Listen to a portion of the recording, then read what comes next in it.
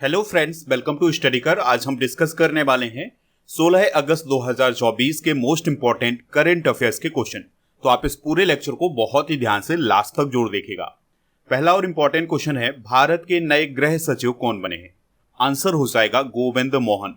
तो गोविंद मोहन भारत के नए गृह सचिव बनाए गए हैं। तो ये बहुत ही महत्वपूर्ण नियुक्ति है। तो उन्होंने अजय कुमार भल्ला का स्थान लिया है। अगर हम गोविंद मोहन की बात करें तो वह 1989 बैच के आईएएस ऑफिसर हैं और वो सिक्किम कैडर के आईएएस ऑफिसर हैं।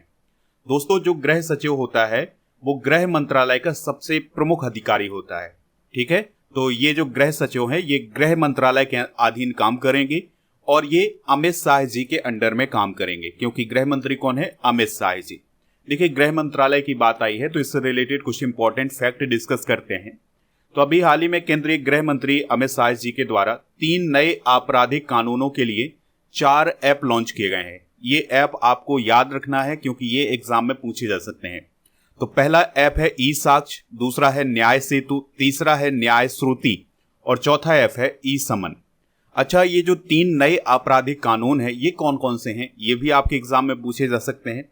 तो भारतीय न्याय संहिता 2023, ठीक है, तो ये एक नया आपराधिक कानून है और इसको किसके स्थान पर लागू किया गया है? भारतीय दंड संहिता 1860 के स्थान पर।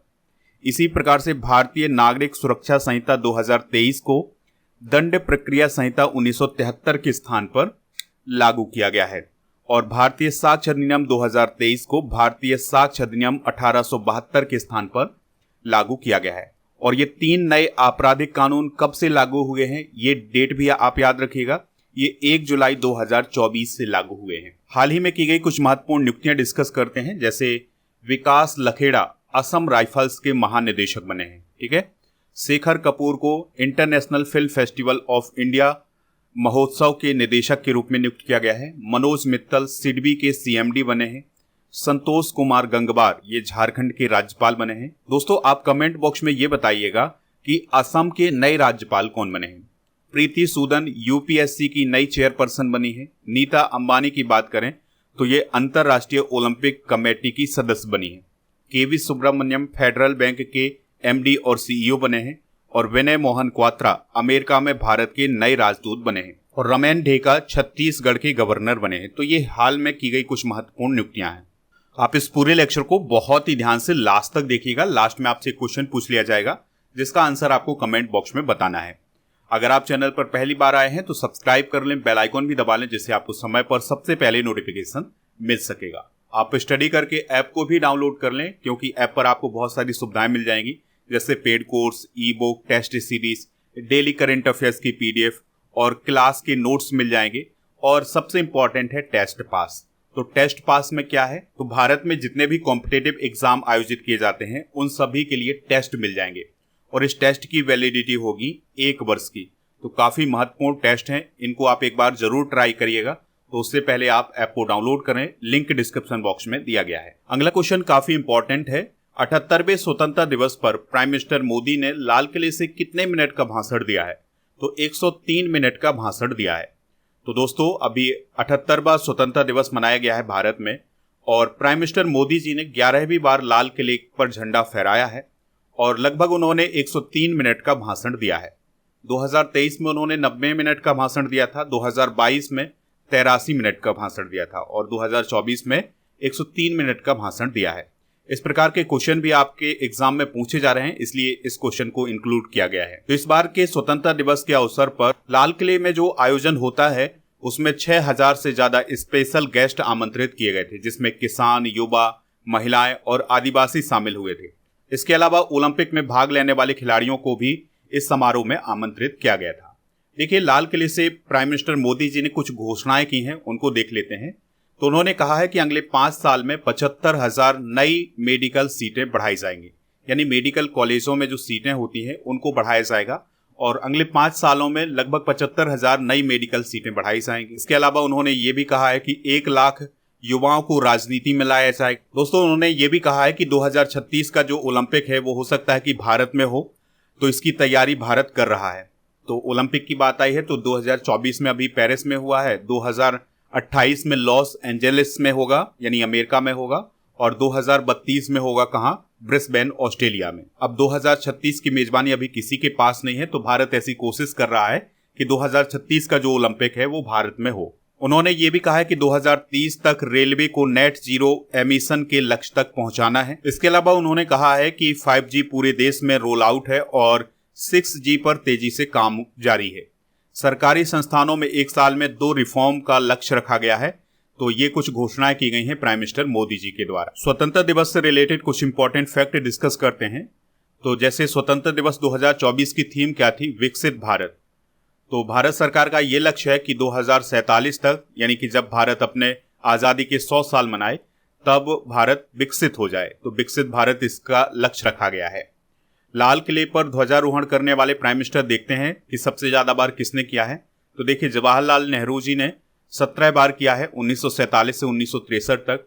इंदिरा गांधी ने 16 बार ध्वजारोहण किया है 1966 से 1976 और 1980 से 1984 तक।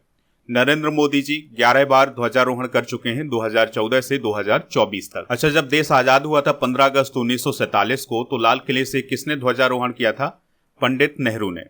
और भारत को स्वतंत्रता किस अधिनियम के तहत मिली थी? भारतीय स्वतंत्रता अधिनियम 1947 के तहत।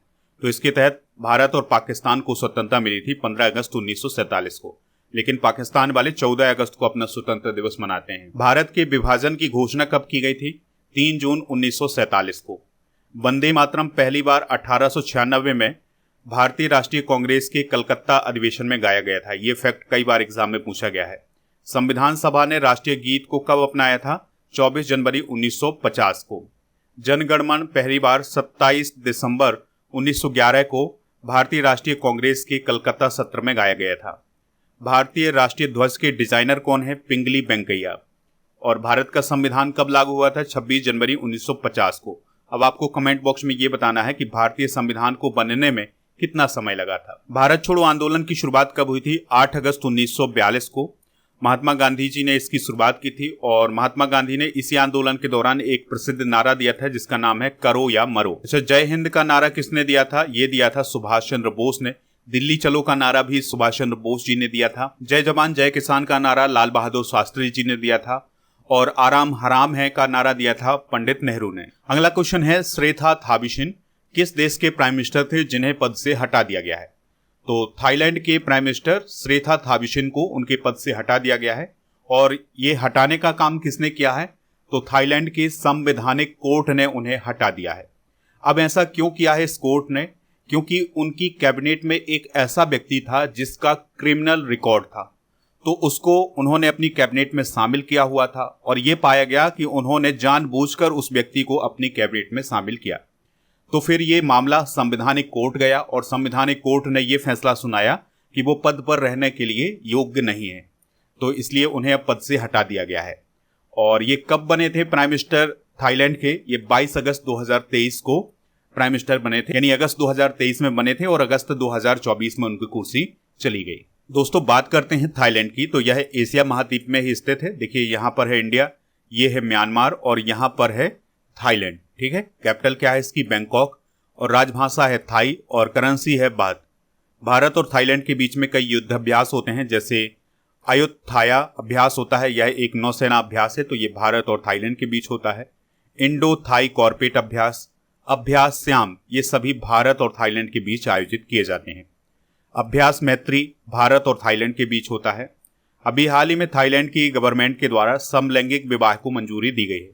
तो थाईलैंड समलैंगिक विवाह को मंजूरी प्रदान करने वाला पहला दक्षिण पूर्वी एशियाई देश बना है। अच्छा, थाईलैंड का प्राचीन नाम क्या है? तो इसका प्राचीन नाम है सियाम। अंतरराष्ट्रीय नियुक्तियां डिस्कस करते हैं। तो नीदरलैंड के प्राइम मिनिस्टर अभी हाल ही में डिक स्कोफ बने हैं। हंगरी के नए राष्ट्रपति बने हैं तामस सुल्योक। और वियतनाम के राष्ट्रपति बने हैं टू लैम। क्रोएशिया के पीएम बने हैं आंद्रेज फ्लैंकोविच। और साउथ अफ्रीका के राष्ट्रपति बने हैं सिरिल रामाफोसा। और आइसलैंड की राष्ट्रपति बनी है हल्ला टॉमस डॉटेर। लिथुआनिया के राष्ट्रपति गीतानस नौसेदा बने हैं। और चाड के राष्ट्रपति मोहम्मद इदरीस डेबी इटनो बने हैं। अगला क्वेश्चन है, काफी इंपॉर्टेंट है। हाल ही में किसे रामसर आर्द्रभूमि घोषित किया गया है, यानी रामसर स्थल घोषित किया गया है? आंसर क्या हो जाएगा? नंजरायन पक्षी अभ्यारण्य तमिलनाडु, कजूबेली पक्षी अभ्यारण्य तमिलनाडु और तबा जलाशय ये मध्य प्रदेश में है। तो इन तीनों को अभी हाल ही में रामसर स्थल घोषित किया गया है। तो इस क्वेश्चन का राइट आंसर हो जाएगा उपरोक्त सभी। तो स्वतंत्रता दिवस के अवसर पर पर्यावरण मंत्रालय के द्वारा 3 वेटलैंड्स को रामसर स्थल में शामिल किया गया है। इस प्रकार से भारत में अब कितने रामसर स्थल हो गए हैं? 85। ये पॉइंट आप जरूर याद रखिएगा। और ये जो 85 रामसर स्थल हैं ये 13,58,068 हेक्टेयर की भूमि में फैले हुए हैं। 2014 से लेकर 2024 तक 59 रामसर स्थल जोड़े गए हैं भारत में। तो ये फैक्ट भी आप नोट कर लें। चलिए इन सभी के बारे में कुछ बेसिक जानकारी डिस्कस करते हैं। जैसे ये जो नंजरायण पक्षी अभ्यारण्य है ये तमिलनाडु राज्य में है और तिरुपुर जिले में ये स्थित है और यहाँ पर 191 पक्षियों की प्रजातियां पाई जाती हैं। कजुबेली पक्षी अभ्यारण्य ये 2021 में तमिलनाडु का 16वां पक्षी अभ्यारण्य घोषित किया गया था। तबा जलाशय की बात करें तो इसका निर्माण हुआ है तबा और देनवा नदियों के संगम पर, यानी कि ये जो तबा बांध बना हुआ है ये तबा और देनवा नदी के संगम पर बना हुआ है और यह मध्य प्रदेश के नर्मदापुरम जिले के इटारसी में स्थित है। और ये जो तबा जलाशय है इसको भारत की 85वीं रामसर साइट घोषित किया गया है। दोस्तों तमिलनाडु में सबसे ज्यादा रामसर साइट हैं, यहाँ पर 18 रामसर साइट हैं और उत्तर प्रदेश दूसरे नंबर पर है, यहाँ पर 10 रामसर साइट हैं। दोस्तों जानते हैं कि ये आर्द्रभूमि क्या होती है? तो आर्द्रभूमि का मतलब ये होता है कि ऐसा स्थान जो पूरे वर्ष भर गीला रहता है, नम रहता है, यानी कि वहां पर पानी भरा रहता है। तो ऐसे स्थान को आर्द्रभूमि बोला जाता है। और आर्द्रभूमि का काम होता है जल को प्रदूषण से मुक्त बनाना। ठीक है, तो इनको बचाने के लिए एक संधि हुई थी 1971 में जिसे रामसर संधि बोला जाता है। और ये जो संधि हुई थी ये ईरान के कैस्पियन सागर के तट पर स्थित रामसर शहर में हुई थी, इसलिए इसे रामसर संधि भी बोला जाता है। और ये संधि 2 फरवरी 1971 को हुई थी। तो इसी संधि के आधार पर जिन आर्द्रभूमि को बचाने का प्रयास किया जाता है उसे रामसर साइट बोला जाता है। यह संधि 1975 में लागू की गई थी। 2 फरवरी को आर्द्रभूमि दिवस भी मनाया जाता है, इस बात को आप याद रखिएगा। 2024 के आर्द्रभूमि दिवस की थीम क्या थी? Wetlands and human well being. अभी हाल ही में जो रामसर साइट घोषित की गई हैं उनको भी एक बार डिस्कस कर लेते हैं। जैसे अंक समुद्र पक्षी संरक्षण रिजर्व ये कर्नाटक में है, इसे अभी हाल ही में घोषित किया गया था। अघनासिनी एस्चुरी ये कर्नाटक में है और मगधी केरे संरक्षण ये कर्नाटक में है, इसको भी अभी हाल ही में घोषित किया गया था। कराईबेट्टी पक्षी अभ्यारण्य ये तमिलनाडु में और लॉन्गवुड सोलर रिजर्व वन ये तमिलनाडु में स्थित है। तो इन्हें अभी रामसर साइट घोषित किया गया था। कुछ समय पहले बिहार के नागी और नकटी वर्ल्ड सेंचुरी को भी रामसर साइट घोषित किया गया था। अगला क्वेश्चन है WHO ने किसे ग्लोबल हेल्थ इमरजेंसी घोषित किया है? आंसर हो जाएगा एमपॉक्स। एमपॉक्स या इसे मंकी पॉक्स भी बोलते हैं। तो एमपॉक्स को अभी हाल ही में विश्व स्वास्थ्य संगठन यानी WHO के द्वारा ग्लोबल पब्लिक हेल्थ इमरजेंसी घोषित किया है। अच्छा, ये जो बीमारी है अभी वर्तमान में कहां पर फैली हुई है? तो अफ्रीका महाद्वीप का एक देश है कांगो, वहां पर यह बीमारी फैली हुई है और कांगो के आसपास के जो पड़ोसी देश हैं उनमें भी ये बीमारी फैल गई है। मंकी पॉक्स या एमपॉक्स चेचक जैसी एक वायरल बीमारी है, यानी इसमें चेचक जैसे दाग बनते हैं, शरीर में बड़े बड़े फफोले बन जाते हैं। आमतौर पर इस वायरस के संक्रमण से ज्यादा दुष्प्रभाव नहीं होता है, लेकिन अगर कभी इसका मामला दुर्लभ हो जाता है तो ये बहुत घातक हो सकता है और इसमें मृत्यु भी हो जाती है। इसमें फ्लू जैसे लक्षण भी दिखाई देते हैं। और यह जो वायरस है यानी कि एमपॉक्स वायरस है ये ऑर्थोपॉक्स वायरस जीनस की फैमिली का है। मंकी पॉक्स का पहला मामला कब आया था? 1970 में। और ये किस देश में आया था? कांगो देश में आया था। WHO की बात करें तो इसकी स्थापना 7 अप्रैल 1948 को हुई थी। मुख्यालय इसका जिनेवा स्विट्जरलैंड में है और इसके प्रमुख हैं डॉक्टर टेड्रोस अधनॉम घेब्रेयेसस। कुछ इंपॉर्टेंट करंट अफेयर्स डिस्कस कर लेते हैं। जैसे अभी हाल ही में दुनिया की पहली चिकनगुनिया की वैक्सीन लॉन्च की गई है जिसका नाम है इक्सीचक। और भारत की पहली स्वदेशी रूप से विकसित हेपेटाइटिस ए की वैक्सीन का नाम क्या है? हैबिस्योर। और निपाह वायरस की वैक्सीन का क्या नाम है? CHAD-1 Nipah B. मलेरिया के लिए जो वैक्सीन बनाई गई है उसका नाम क्या है? R21 matrix M. भारत का पहला स्वदेशी कोविड-19 वैक्सीन कौन है? कोवैक्सीन, जिसे भारत बायोटेक ने बनाया था। दुनिया का पहला कोविड-19 वैक्सीन कौन है? स्पुतनिक 5। तपेदिक की वैक्सीन का क्या नाम है, यानी टीबी की वैक्सीन का क्या नाम है? MTV वैक। अगला क्वेश्चन है, राष्ट्रपति द्रौपदी मुर्मू ने 78वें स्वतंत्रता दिवस की पूर्व संध्या पर यानी 14 अगस्त को कितने वीरता पुरस्कार प्रदान करने की घोषणा की है? आंसर हो जाएगा 103। तो देखिए, स्वतंत्रता दिवस के एक दिन पहले यानी 14 अगस्त को वीरता पुरस्कार दिए जाने की घोषणा की जाती है राष्ट्रपति जी के द्वारा। तो उनके द्वारा इस साल 2024 में 103 वीरता पुरस्कारों को मंजूरी दी गई है, जिसमें से 4 कीर्ति चक्र हैं और 18 शौर्य चक्र हैं। 9 लोगों को मरणोपरांत यह सम्मान प्रदान किया गया है। वायुसेना के 2 जवानों को शौर्य चक्र और 6 जवानों को वायुसेना मेडल प्रदान किया गया है। अच्छा, कीर्ति चक्र किसे प्रदान किया गया है? कर्नल मनप्रीत सिंह, मेजर मल्लाराम गोपाल नायडू और राइफलमैन रवि कुमार, इन्हें मरणोपरांत कीर्ति चक्र प्रदान किया गया है। इसके अलावा हिमायू मुजमिल भट्ट को मरणोपरांत कीर्ति चक्र प्रदान किया गया है। शौर्य चक्र किसे प्रदान किया गया है? तो वर्नोन डेसमंड कीन वीएम को, जो कि एक विंग कमांडर हैं, दीपक कुमार जो कि एक स्क्वाड्रन लीडर हैं, तो इन्हें शौर्य चक्र प्रदान किया गया है। वायुसेना मेडल जसप्रीत सिंह संधू, अक्षय अरुण महाले, आनंद विनायक अगासे और महिपाल सिंह राठौर, विकास राघव और अश्वनी कुमार को वायुसेना मेडल प्रदान किया गया है। अगला क्वेश्चन है, प्रवर्तन निदेशालय यानी इन्फोर्समेंट डायरेक्टरेट या ईडी के नए डायरेक्टर कौन बने हैं? तो राहुल नवीन अभी हाल ही में ईडी के नए डायरेक्टर बने हैं और उनका जो कार्यकाल होगा वो 2 साल का होगा। उन्होंने संजय कुमार मिश्रा का स्थान लिया है। ईडी क्या है या ईडी का काम क्या होता है, इसको जान लेते हैं। तो ईडी को इन्फोर्समेंट डायरेक्टरेट बोलते हैं और इसकी स्थापना 1 मई 1956 को की गई थी और यह एक भ्रष्टाचार विरोधी संस्था है और इसका काम होता है मनी लॉन्ड्रिंग को रोकना और जो विदेशी फंडिंग होती है उसको रोकना। तो मनी लॉन्ड्रिंग का मतलब होता है अवैध धन को वैध धन बनाना, यानी जो ब्लैक मनी है उसको व्हाइट मनी में कन्वर्ट करना, ये मनी लॉन्ड्रिंग कहलाती है। तो इसको रोकने के लिए और विदेशी फंडिंग जो होती है उसको रोकने के लिए या कहीं पर विदेशी मुद्रा से संबंधित कानूनों का उल्लंघन हो रहा है तो वहां पर कौन काम करेगा? ईडी काम करेगा और यह वित्त मंत्रालय के राजस्व विभाग के अधीन काम करता है। मुख्यालय इसका नई दिल्ली में है। गुप्तचर एवं जांच संगठनों के प्रमुख डिस्कस करते हैं। तो केंद्रीय सतर्कता आयुक्त कौन है वर्तमान में? प्रवीण कुमार श्रीवास्तव। सीबीआई के प्रमुख कौन है? प्रवीण सूद। और मुख्य सूचना आयुक्त कौन है? हीरालाल सामरिया। इंटेलिजेंस ब्यूरो यानी आईबी के निदेशक कौन है? Tapan Kumar Deka. Research and analysis wing यानी रॉ के प्रमुख कौन है? रवि सिन्हा। और राष्ट्रीय जांच एजेंसी यानी एनआईए के महानिदेशक कौन है? सदानंद वसंत दाते। प्रवर्तन निदेशालय के डायरेक्टर कौन है? राहुल नवीन। और नारकोटिक्स कंट्रोल ब्यूरो यानी एनसीबी के डायरेक्टर जनरल कौन है? सत्यनारायण प्रधान। चलिए दोस्तों, अगला क्वेश्चन डिस्कस करते हैं। यूनाइटेड नेशंस में भारत के राजदूत और स्थायी प्रतिनिधि के रूप में किसे नियुक्त किया गया है? आंसर हो जाएगा पार्वथा नैनी हरीश को। तो पार्वथा नैनी हरीश यूनाइटेड नेशन में भारत के राजदूत और स्थायी प्रतिनिधि बन गए हैं। तो देखिए, यूनाइटेड नेशन में हर एक देश का अपना अपना प्रतिनिधित्व होता है, तो हर एक देश के द्वारा अपना राजदूत और स्थायी प्रतिनिधि नियुक्त किया जाता है। तो राजदूत और स्थायी प्रतिनिधि कौन बने हैं यूनाइटेड नेशन में? पार्वथा नैनी हरीश, और ये 1990 बैच के आईएफएस ऑफिसर हैं और इन्होंने केंद्रीय विदेश मंत्रालय में एडिशनल सेक्रेटरी के रूप में भी काम किया हुआ है।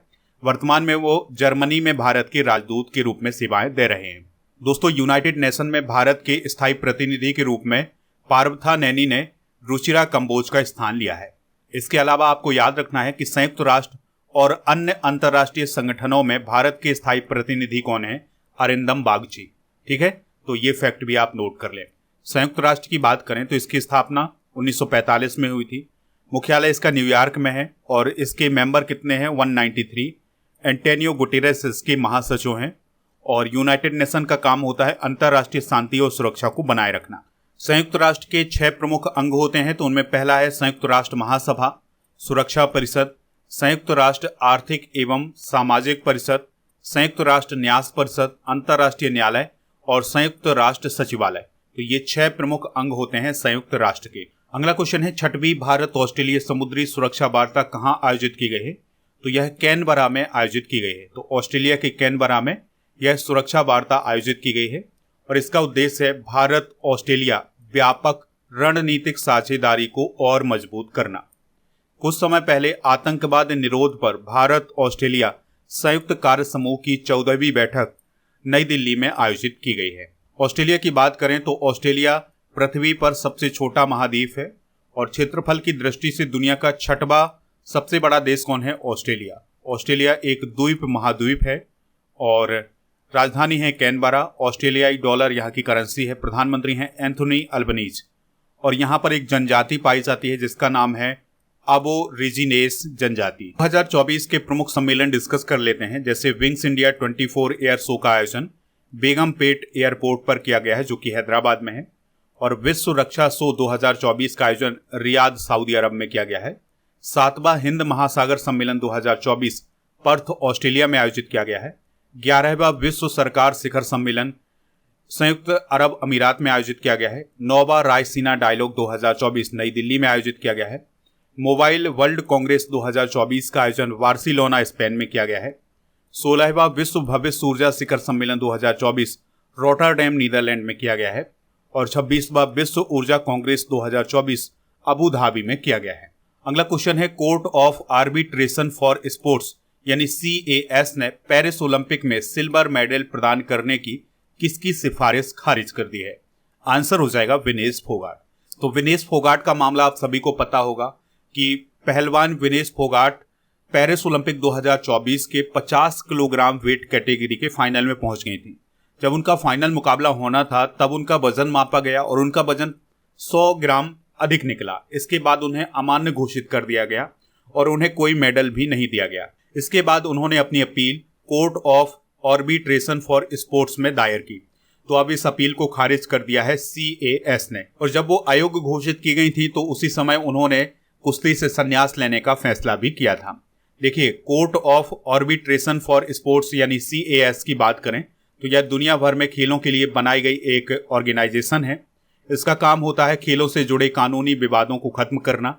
इसकी स्थापना साल 1984 में हुई थी। इसका मुख्यालय स्विट्जरलैंड के लॉजेन में है। तो दोस्तों, ये थे आज के करंट अफेयर्स के क्वेश्चन। चलिए हम कल के करंट अफेयर्स के क्वेश्चन एक बार रिवाइज कर लेते हैं। फ्लड वॉच इंडिया 2.0 ऐप किस मंत्रालय ने लॉन्च किया है? जल शक्ति मंत्रालय ने। किस राज्य सरकार ने मंदिरों, मठों और ट्रस्टों का पंजीकरण अनिवार्य कर दिया है? Bihar. Long range glide bomb Gaurav का पहला सफल परीक्षण किसने किया है? DRDO ने। प्राचीन रत्नागिरी रॉक कला को किस राज्य सरकार ने संरक्षित स्मारक घोषित किया है? महाराष्ट्र। इंद्राणी पुल का उद्घाटन किस राज्य में किया गया है? सिक्किम में। फुमियो किशिदा किस देश के प्रधानमंत्री हैं जिन्होंने सितंबर 2024 में पद मुक्त होने की घोषणा की है? जापान। संदीप पौंड्रिक ने किस मंत्रालय के सचिव के रूप में पदभार ग्रहण किया है? इस्पात मंत्रालय। मॉर्ने मॉर्कल का संबंध किस देश से है जो भारत की क्रिकेट टीम के बॉलिंग कोच बने हैं? South Africa. 2024 में भारत का कौन सा स्वतंत्रता दिवस मनाया गया है? 78वां। किस भारतीय पैरा शटलर को बैडमिंटन विश्व महासंघ ने बैन कर दिया है? प्रमोद भगत को। आज के जनरल नॉलेज के पिटारे में हम भारत के प्रमुख किले डिस्कस करेंगे, जैसे मेहरानगढ़ का किला है राजस्थान में, आगरा का किला उत्तर प्रदेश में, ग्वालियर का किला मध्य प्रदेश में, चित्तौड़गढ़ का किला राजस्थान में, और लाल किला कहाँ है? नई दिल्ली में। सोनार का किला कहाँ है? राजस्थान में। कांगड़ा किला है हिमाचल प्रदेश में। गोलकुंडा का किला है हैदराबाद में। सिंधु दुर्ग है महाराष्ट्र में और कुंभलगढ़ का किला है राजस्थान में। अब आप कमेंट बॉक्स में ये बताइएगा कि जिब्राल्टर ऑफ इंडिया किसे कहा जाता है? जो भी इसका राइट आंसर हो कमेंट बॉक्स में जरूर बताएं। दोस्तों, कल के करंट अफेयर्स में आपसे पूछा गया था कि मधुबनी पेंटिंग का संबंध किस राज्य से है, तो इसका आंसर हो जाएगा बिहार। तो लगभग सभी लोगों ने इसका आंसर बिहार बताया हुआ है। आज का क्वेश्चन है, पीएम मोदी अब तक कितनी बार लाल किले से ध्वजारोहण कर चुके हैं? जो भी इसका राइट आंसर हो कमेंट बॉक्स में जरूर बताइएगा। आप हमारे टेलीग्राम चैनल को ज्वाइन कर लें। टेलीग्राम पर आपको डेली करंट अफेयर्स का PDF मिल जाएगा। तो टेलीग्राम ज्वाइन करने के लिए आपको टेलीग्राम पर जाना है और स्टडी कर ऑफिशियल सर्च करना है, तो वहां पर चैनल मिल जाएगा। इससे ज्वाइन हो जाएंगे तो आपको PDF और नोटिफिकेशन ये सभी मिल जाएगा। स्टडी करके ऐप को डाउनलोड कर लें। ऐप पर आपको जनवरी से अगस्त 2024 तक के करंट अफेयर्स की ई-बुक मिल जाएगी, हिंदी और इंग्लिश दोनों मीडियम में। इसमें 500 MCQ इंक्लूड किए गए हैं करंट अफेयर्स के। काफी इंपॉर्टेंट ई-बुक है। जुलाई 2024 के मंथली करंट अफेयर्स की ई-बुक भी आपको ऐप पर मिल जाएगी, हिंदी और इंग्लिश दोनों मीडियम में, तो इसको आप वहां से प्राप्त कर लीजिएगा। दोस्तों, ऐप पर डेली करंट अफेयर्स का टेस्ट आयोजित किया जाता है। तो 15 अगस्त 2024 के टेस्ट की बात करें तो उसके टॉप 10 कौन है? पहला स्थान है राजू कुमार, दूसरा हरीश कुमार और तीसरा स्थान है वर्षा साहनी का। चौथा स्थान है रेखा कुमारी, 5वां स्थान है पंकज, 6ठा स्थान है पांडव कुमार और 7वां स्थान है श्रीकांत का। 8वां स्थान है प्रमाणिक का, 9वां स्थान है पंकज कुमार का, 10वां स्थान है अनिल कुमार का। तो दोस्तों आप भी टेस्ट दे सकते हैं। इसके लिए आपको ऐप डाउनलोड करना होगा और ऐप के बाद जब आप टेस्ट सीरीज वाले ऑप्शन पर जाएंगे तो आपको डेली करंट अफेयर्स का टेस्ट मिल जाएगा और सभी ई बुक मिल जाएगी जीके से रिलेटेड और करंट अफेयर्स से रिलेटेड ऐप पर। आप हमारे व्हाट्सएप चैनल को ज्वाइन कर सकते हैं, इसका लिंक डिस्क्रिप्शन बॉक्स में दिया गया है। इसके अलावा इंस्टाग्राम पेज को भी फॉलो कर लीजिएगा, इसका भी लिंक आपको डिस्क्रिप्शन में मिल जाएगा।